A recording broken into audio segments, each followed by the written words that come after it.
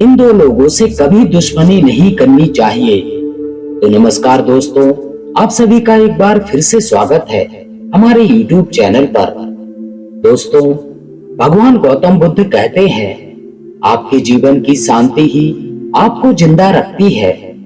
इंसान को अपने जीवन में खुश रहना है, शांति से जीना है, तो उसे अपने जीवन में शांति बनाए रखने की हमेशा कोशिश करनी चाहिए।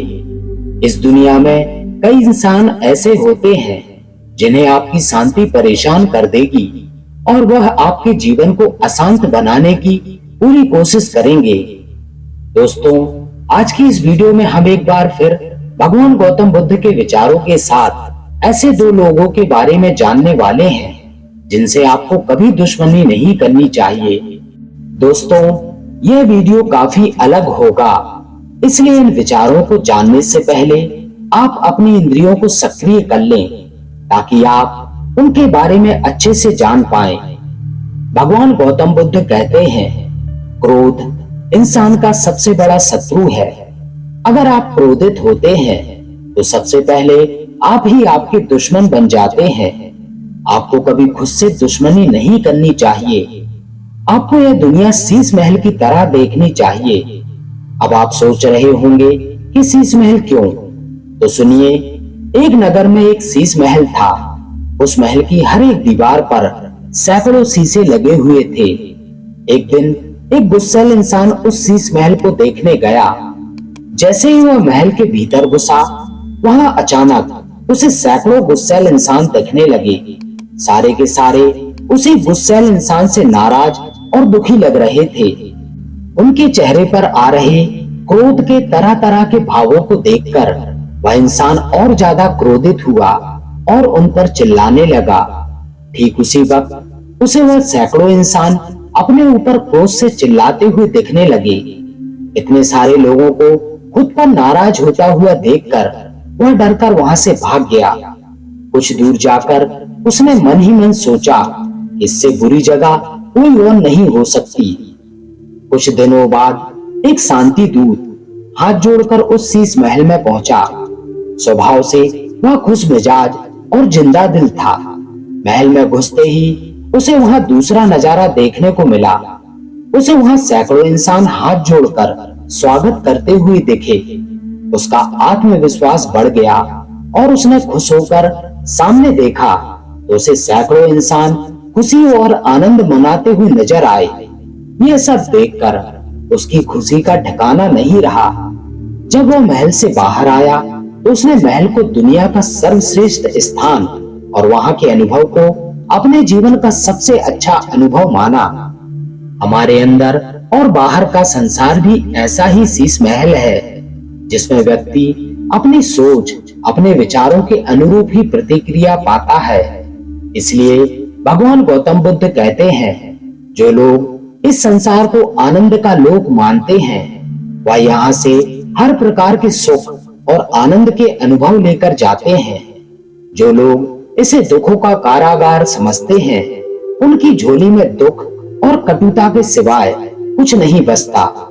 इसलिए हम स्वयं ही अपने मित्र हैं और स्वयं ही अपने शत्रु हैं। दूसरा, उन लोगों से कभी शत्रुता ना रखें जिनके साथ आप रहते हैं।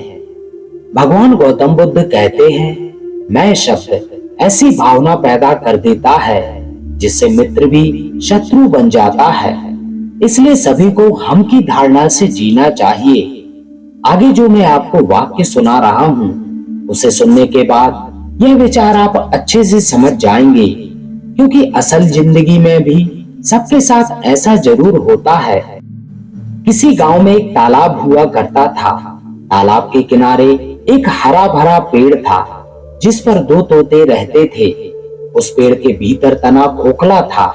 दोनों ने उस पेड़ के खोखले तने को अपना घर बना रखा था। दोनों साथ साथ रहने की वजह से एक दूसरे को अपना मित्र मानते थे, लेकिन दोनों ही स्वयं को एक दूसरे से बढ़कर सच्चा मित्र समझते थे। इसलिए वह खुद को बड़ा और दूसरे को छोटा समझने की भूल के शिकार थे। फिर भी किसी तरह दोनों अपनी अपनी मित्रता निभा रहे थे। दिन में कुछ समय के लिए दोनों को दाना चुगने के लिए गांव की ओर जाना पड़ता था। उन्हें मालूम था कि गांव का ही एक व्यक्ति चालाक शिकारी है। वह तोतों को पकड़कर पिंजरे में बंद करके उन्हें बेच आता है। इसलिए वे दोनों सावधान रहते थे। पहला तोता जब दाना चुग रहा होता तो दूसरा इधर उधर निगरानी रखता कि कहीं शिकारी तो नहीं आ रहा। दूसरा तोता दाना चुगने लगता तो पहला चौकीदारी करने लगता। दोनों तोते खूब मोटे ताजे से थे, इसी कारण सुंदर भी लगते थे। शिकारी की नजर बहुत दिनों से उन पर थी, पर वे उसके हाथ नहीं आ रहे थे। वह जानता था यदि उन दोनों तोतों को उसने किसी तरह से पकड़ लिया तो बेचने पर खूब दाम मिलेंगे। इसलिए उसने नई तरकीब तैयार की। शिकारी को पता था कि तोतों को चने की भीगी हुई दाल और लाल मिर्च बहुत पसंद होती है। इसलिए उसने तोतों को दाना चुगने की जगह पर एक दिन दाल और लाल मिर्च बिखेर दी और दीवार के पीछे छिप गया। वह जब दाना चुगने के लिए वहां पर आए तो भीगी हुई दाल और लाल मिर्च पाकर बहुत खुश हुए। पहले तोते ने जल्दी से दाल और मिर्च खाना शुरू कर दिया। दूसरे ने चौकीदारी का काम संभाल लिया।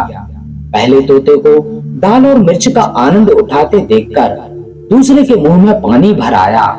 वह अपने लालच पर नियंत्रण नहीं रख सका, इसलिए चौकीदारी भूलकर दाल मिर्च पर टूट पड़ा। शिकारी इसी अवसर की तलाश में था। उसने वहीं खड़े खड़े फुर्ती के साथ अपना जाल उन पर फेंक दिया। वे दोनों जाल में फंस गए। घबराकर यदि वे वहीं पड़े रहते तो शिकारी उन्हें पकड़ लेता, परंतु उन्होंने ऐसा नहीं किया। दोनों ने एक साथ मिलकर लड़ने के लिए जोर लगा दिया तो जाल हल्का होने के कारण उनके साथ ही ऊपर उठ गया। ऐसा देखकर वह जोश में आ गए और अपनी पूरी ताकत लगा दी। शिकारी जब तक दीवार के पीछे से निकलकर जाल को पकड़ता, वे उसी पेड़ की तरफ उड़ चले जिस पर वे रहते थे। शिकारी भी उनके पीछे पीछे दौड़ने लगा। उसे आशा थी कि वे दोनों जल्दी थककर जाल समेत नीचे गिर जाएंगे। यदि नीचे नहीं भी गिरे तो पेड़ के पास पहुंचकर जाल को तो नीचे गिरा ही देंगे। ऐसे में कम से कम जाल तो उसको मिल जाएगा। तोतों ने सोचा कि शिकारी पीछे छूट गया है, इसलिए उड़ते उड़ते पहले तोते ने दूसरे से कहा, तू कितना लालची है, दाल क्या कहीं भागी जा रही थी? थोड़ी देर बाद खा लेता, पकड़वा दिया था तूने तो। वह तो जाल सहित उड़ने की मेरी सूझबूझ काम दे गई, नहीं तो हम दोनों अब तक शिकारी के पिंजरे में बंद होते। दूसरे ने कहा, लालची तो तू है, मैं नहीं। दाल और मिर्च के स्वाद में तू अपने दोस्त को भी भूल गया था। दाना चुगने की मेरी बारी आ चुकी थी, लेकिन तू था कि गपड़ गपड़ खाए जा रहा था। पहरा देने के लिए तुझे तैयार होना चाहिए था और अब दोष मुझ पर निकाल रहा है। सुन, अपनी जिस सूझबूझ को लेकर तू फूला नहीं समा रहा, वह तो तेरी बकवास के सिवा कुछ भी नहीं है। यदि मैं जाल को साथ लेकर उड़ने के लिए अपनी पूरी ताकत नहीं लगाता तो तू इस वक्त शिकारी के पिंजरे में होता। दूसरे ने नाराज होते हुए पहले को लताड़ा। इस तरह दोनों ने उड़ते उड़ते ही आपस में झगड़ा आरंभ कर दिया। अच्छा, तो तू समझता है कि यह जाल सिर्फ तेरी ताकत के कारण उड़ रहा है? पहले तोते ने क्रोध में भरकर ऊंची आवाज में कहा, हाँ, सिर्फ मेरी ताकत की वजह से ही जाल हमारे साथ है। दूसरा भी जोर से चिल्लाया, तो ठीक है, मैं अपनी ताकत लगाना बंद कर रहा हूँ। देखता हूँ तेरी ताकत कहां तक इस जाल को उड़ा सकती है। ऐसा कहते हुए पहले तोते ने पंख हिलाने बंद कर दिए। पहले द्वारा ऐसा किया जाते ही जाल का पूरा बोझ दूसरे पर आ गया। उसके पंख अपने आप हिलने बंद हो गए और वे दोनों अपनी मूर्खता के कारण जाल सहित नीचे आ गिरे। पीछे दौड़े चले आ रहे शिकारी ने उन दोनों को पकड़कर पिंजरे में बंद कर लिया। इसलिए जिनके साथ आपको रहना है उनसे कभी दुश्मनी ना लें। तो दोस्तों, आपको हमारी आज की वीडियो कैसी लगी? अपने कमेंट के माध्यम से हमें जरूर बताएं और यदि वीडियो पसंद आई हो तो वीडियो को लाइक जरूर करें और अपने प्रियजनों में शेयर करना ना भूलें। इसके साथ ही जो भी मित्र हमारे चैनल पर नए हैं वे चैनल को सब्सक्राइब जरूर करें और बेल आइकन प्रेस करके ऑल करें, ताकि आगे आने वाली वीडियोस की नोटिफिकेशन आपको समय पर मिलती रहे। तो दोस्तों, इस वीडियो में बस इतना ही। मिलते हैं ऐसे ही किसी अन्य ज्ञानवर्धक वीडियो में। तब तक अपना ख्याल रखें। नमो बुद्धाय।